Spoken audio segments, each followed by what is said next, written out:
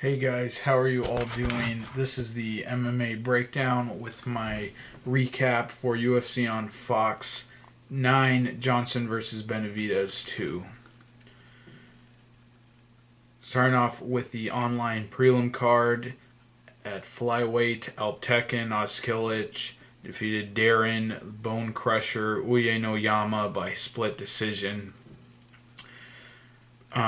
Pretty impressive, I thought, for Skillet to beat Oyama on the mat. Um, Uyenoyama's grapplings look pretty strong in the UFC. Submitted Phil Harris and outgrappled Kid Yamamoto in his past in his two wins in the UFC. And Skillet was really able to control him with the wrestling. On the feet, Uyenoyama's striking looked improved. I think he landed a head kick.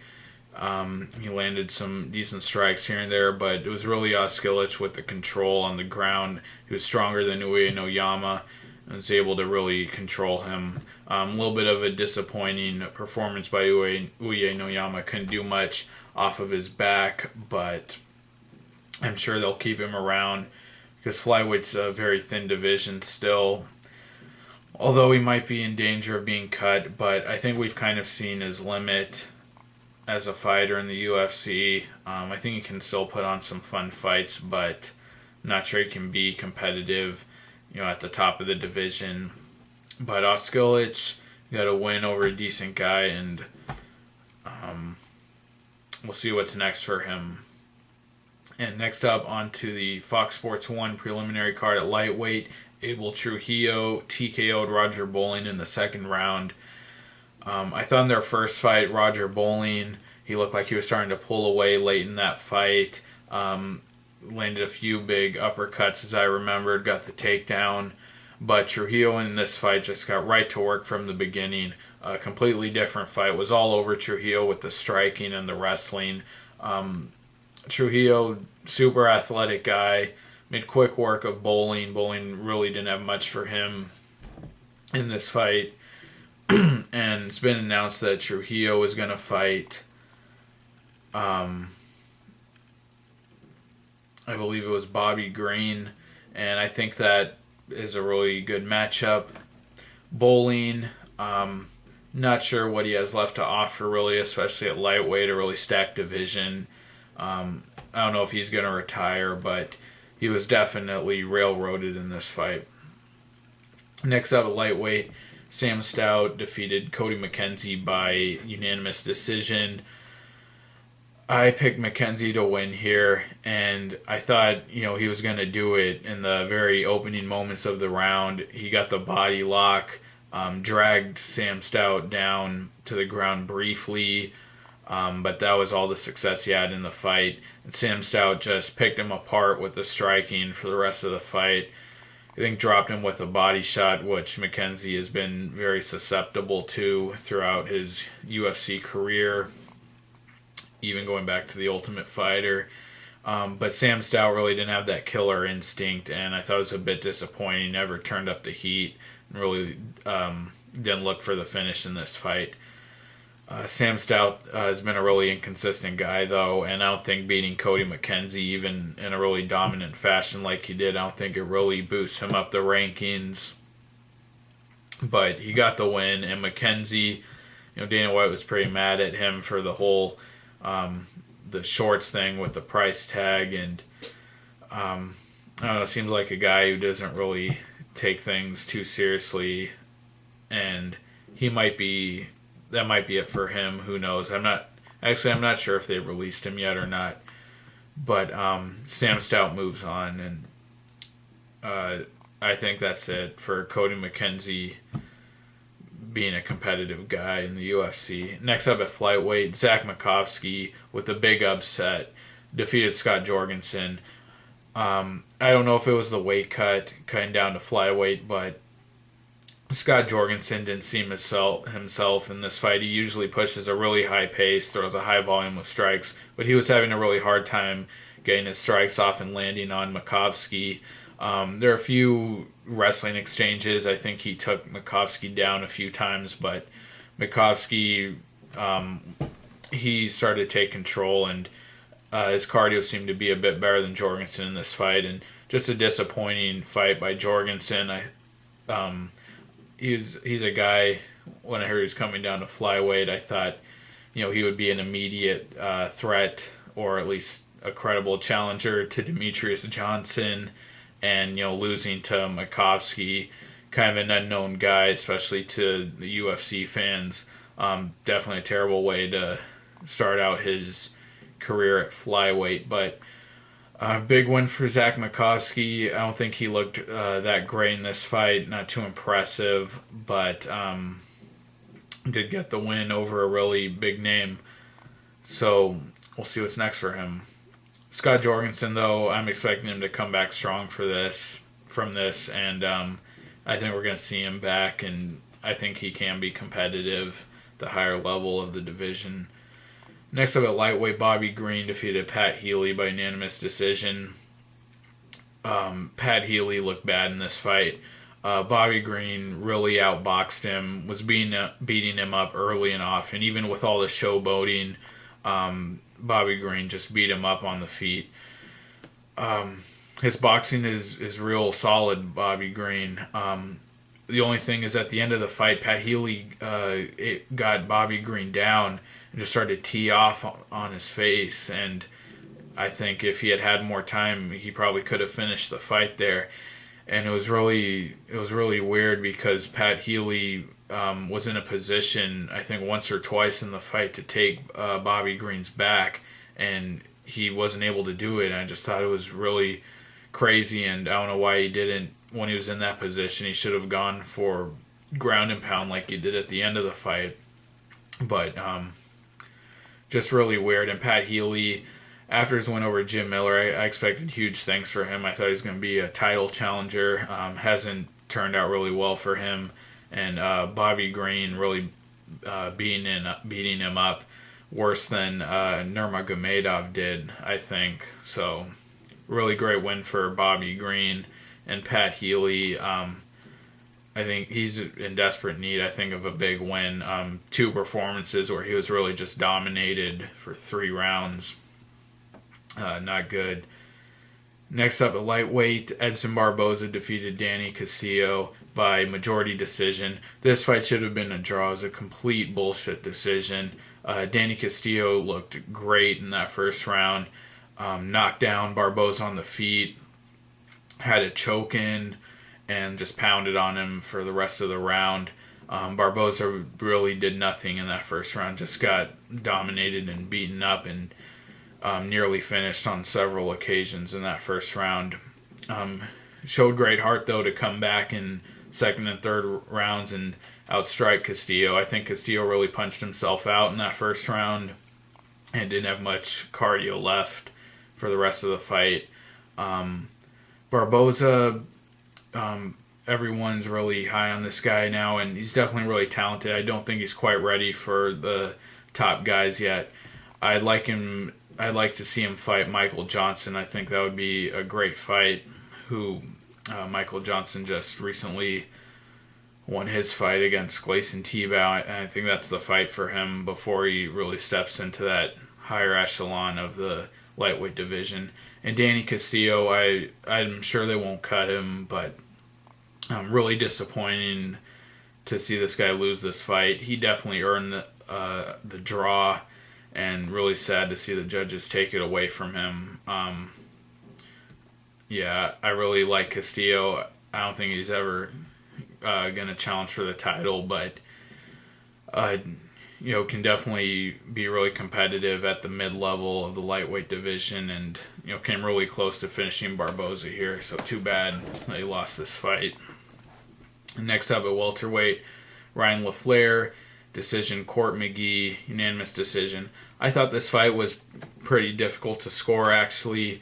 Pretty back and forth. There were great grappling exchanges, a lot of reversals, a lot of reversing of positions on the mat. Both guys took each other down. Both guys were thrown down on the feet. I think Court McGee was getting beat up a bit more, but really back and forth fight, tough one for me to score. But I didn't have a problem with LaFlare winning it, and big props to him taking the fight on short notice. Just fought a month before this, and he's 3-0 in the UFC now, and people should take this guy seriously. He's a real good wrestler, real good grappler, and a win over Court McGee is really good.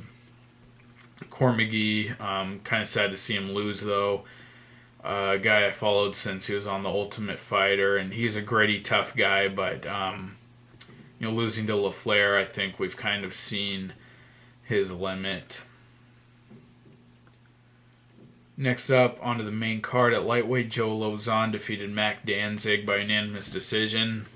I'll be honest, despite what many people are saying, I think Lauzon looked pretty bad in this fight, especially on the feet. I think Lauzon's a pretty terrible boxer, especially in his last fight against Michael Johnson, just got dominated on the feet. And Mac Danzig was really starting to pour it on with the boxing on the feet. He was throwing some good uppercuts and landing a lot of stuff on Joe Lauzon, and Lauzon was just kind of stuck there, not throwing anything back, but he was able to get the takedowns and pound on Danzig. He had an armbar at one point, wasn't able to finish it, but got the win. And Lauzon's a guy, he's had some great brawls, some very entertaining fights, and he's a guy I'd like to see. He's a guy I always enjoy fighting. I just wish, by now he would have made some improvements in his boxing game to really get to that next level, but I think he's just going to continue to be this gatekeeper guy, although he can put on a super exciting fight anytime. And Danzig, I can't remember if they released him or not.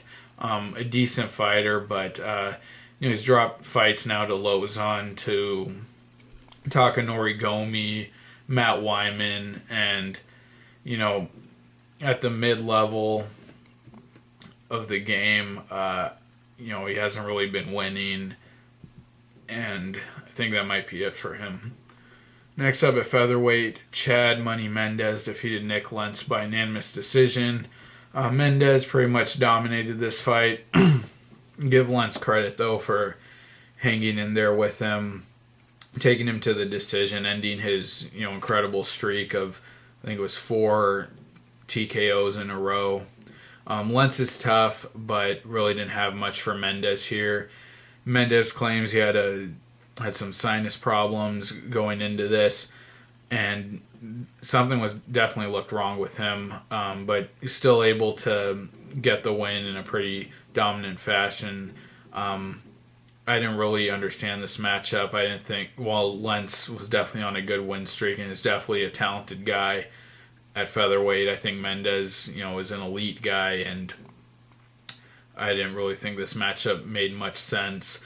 But another win for Mendes, continues his great streak at featherweight, and I'd like to see him get a top guy. Featherweight is extremely stacked now with Mendes, Poirier, Frankie Edgar, and Cub Swanson. He does have a win over Cub Swanson, but I think he definitely has his case for a title shot. If he doesn't get the rematch with Aldo, I definitely would like to see him against one of those top contenders, maybe Edgar. If Edgar can beat Penn, which I think is likely, but that's another story. Now, next up, the co-main event, bantamweight Uriah Faber submitted Michael MacDonald in the second round. Incredible performance by Faber, just blew me away.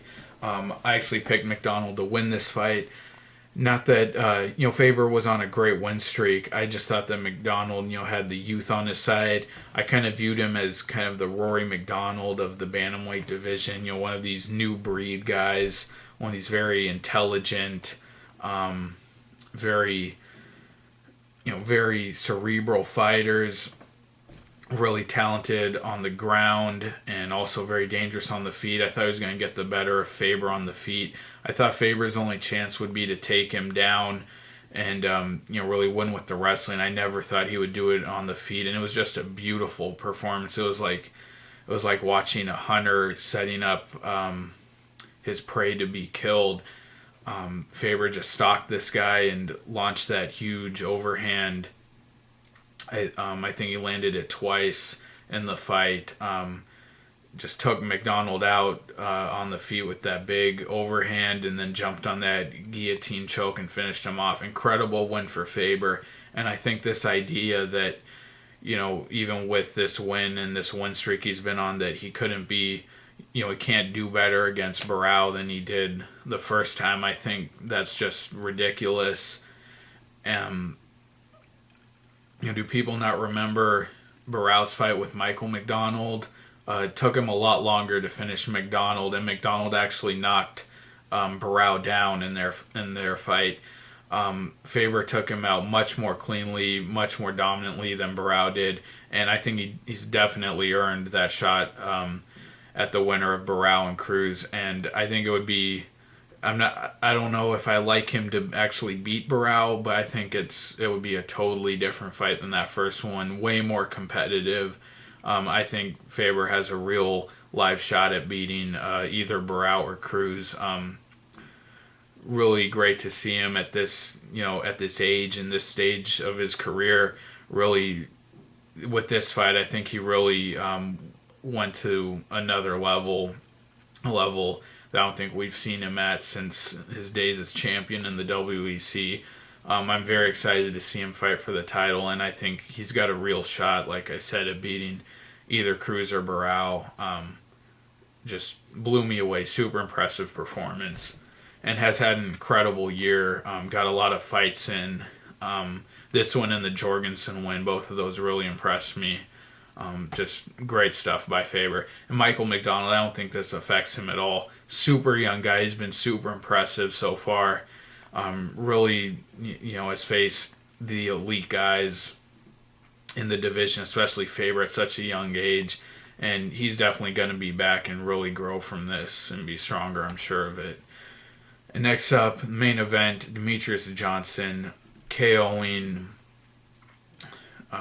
knocking out Joseph Benavidez in the first round.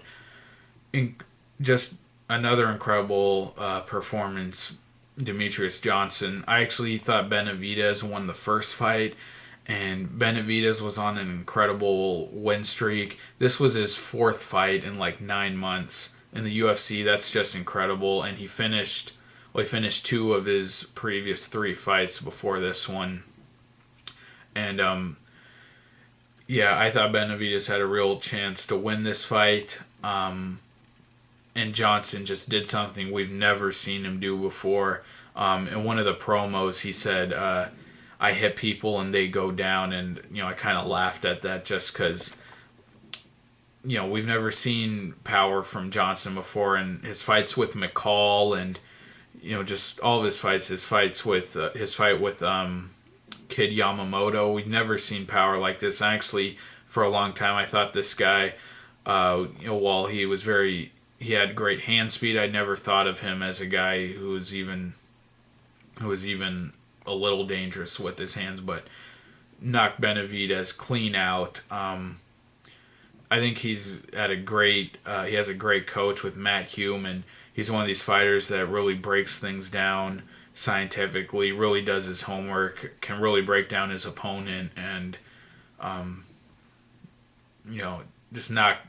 he knocked him out cold. It was just very surprising to see, especially at flyweight where knockouts are rare, especially clean ones like that. Johnson has had an incredible year. The first fight I thought was close, but he just really showed in this fight who the better fighter was. Benavidez, like I said, had an incredible streak going into this. And, I do think it's possible for him to work his way back up, although who knows where he is, motivation-wise now, having lost to Johnson twice. But I think he's definitely capable of putting a streak together at flyweight and meeting up with Johnson again at some point down the road. But incredible win by Johnson. He's had an incredible year defending his title 3 times, and really taking his game to another level. In his last fight, winning by submission, but in this fight, just winning in the first round, adding a new element to his game, that power, something we've just never seen before. Johnson is a super elite fighter, definitely putting great work in, and really excited for I'm really excited to see his next fight. So that's my recap for UFC on Fox 9, Johnson versus Benavidez 2. Really appreciate you guys watching if you did watch this. I know it's super late after this event, but I enjoy doing these recaps, and hopefully, if you did watch, I really appreciate it. But thank you. Please like the video, comment with your thoughts, subscribe. I'd really appreciate it. But take care, and I'll see you guys later. Bye.